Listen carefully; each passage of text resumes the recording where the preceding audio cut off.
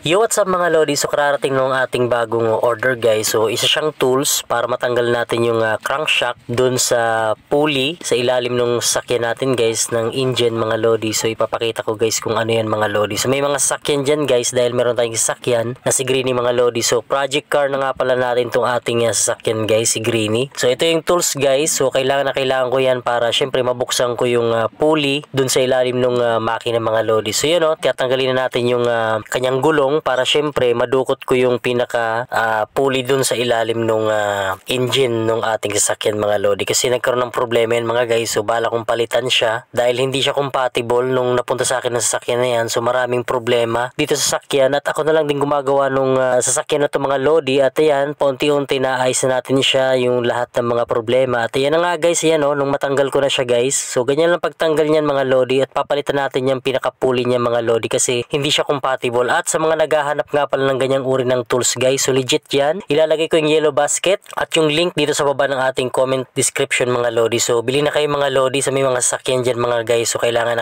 nyo yan para kung nag-refer kayo ng inyong mga sasakyan mga lodi. So yun so check out nyo na mga guys. At ayan mabilis ko lang natin siya matatanggal. At ayan, nakakabit yung mga belt niya para sa alternator at sa compressor mga guys, sa aircon mga lodi. So yan guys so yan natanggalan natin siya guys at napakadali lang pala tanggalin yan mga lodi. So yan gamit yan. So check out nyo na mga lodi at bili na kayo mga guys. So kailangan nyo yan sa inyong mga sasakyan at kapag nagre-refer kayo ng inyong mga sasakyan mga lodi. So yun saktong sakto talaga yung sukat niya.